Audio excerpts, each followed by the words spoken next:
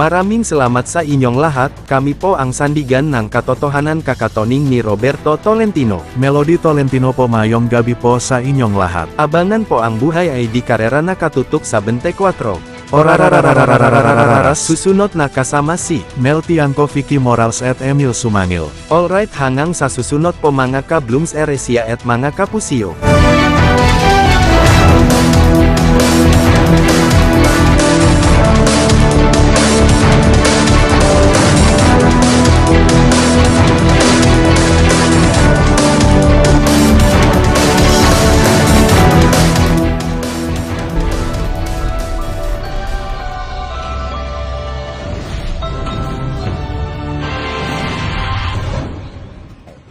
Vice President Sara Duterte inanunsyong tatakbo bilang Pangulo ng Pilipinas sa election 2028. Humingi rin ng tawad sa mga Pilipino. Patawad kung tinulungan ko mahalal si BBM bilang Pangulo ng ating bansa.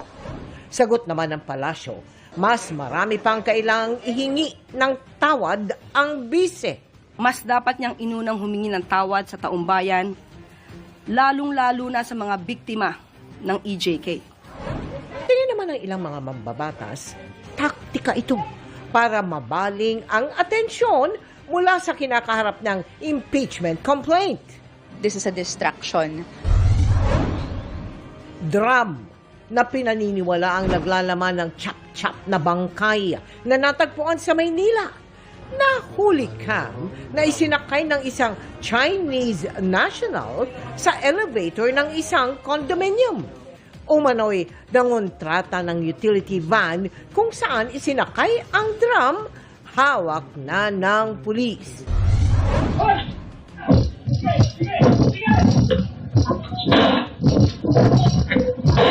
Iligal na nagbebenta ng baril sa Laguna.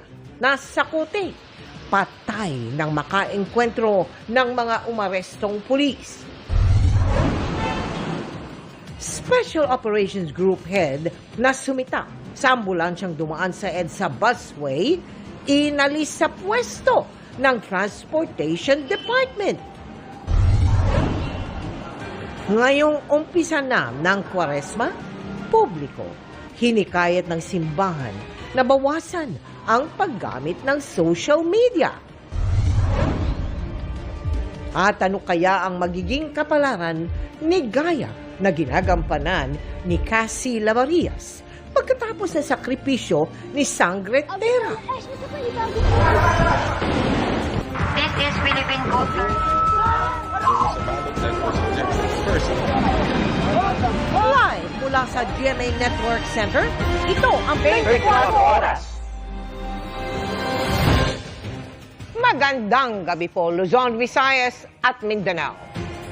Sa gitna ng nakabimbing impeachment complaint laban sa kanya, inanunsyo ni Vice President Sara Duterte ang kanyang kandidatura sa pagkapangulo para sa eleksyon 2028. Humingi rin ng paumanhin ng bise sa pagtulong niya para makalal si Pangulong Bongbong Marcos na nagdulot anya ng iba't ibang issue kabilang ang korupsyon. Nakita rin umano ni Duterte ang kawalan ng katapatan ng Pangulo sa mga pangako kaya nagbitiw siya sa gabinete ni Marcos. Nakatutok si Ian Cruz. Ako si Sara Duterte. Tatakbo bilang Pangulo ng Pilipinas.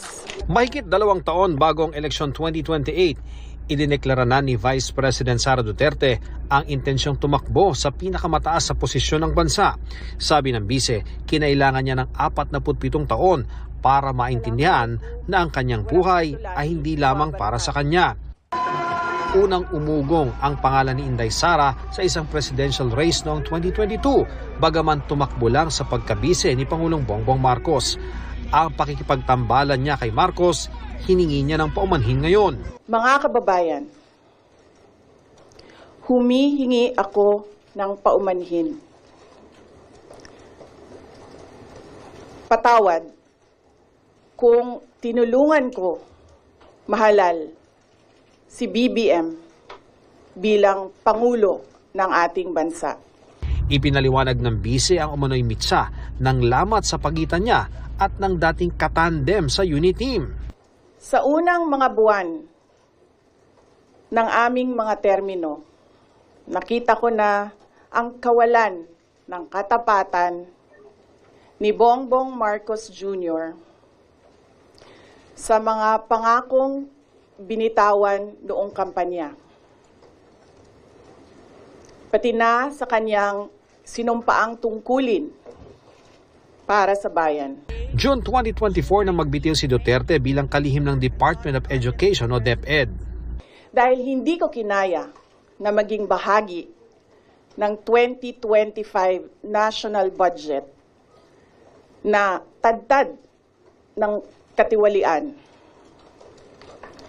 pinili kong umalis sa kabinete kahit alam ko na mula pa noong 2023 na ang magiging kapalit ay ang aking impeachment. At dahil sa ambag umano sa panalo ng Pangulo, inihingi rin ng tawad ng Vice Presidente ang mahal na bilihin, kawalan umano ng seguridad sa pagkain, kapos na kita, hindi umano epektibong healthcare, kawalan umano ng independent foreign policy at korupsyon. Patawad. Kung hanggang ngayon ay marami pa ring Pilipino ang nalulunod sa baha ng dahil sa malawakang korupsyon. Dito sa Pilipinas, umiiwas ang mga politiko na magdeklara ng maaga ukol sa kanilang mga plano sa eleksyon sa pangambang siraan sila ng mga kalaban sa politika. Pero sabi ni Vice President Sara Duterte, hindi na ang pagsira sa kanyang pangalan ang pinangangambahan niya, kundi ang kinabukasan ng bansa. May takot ako para sa susunod na henerasyon.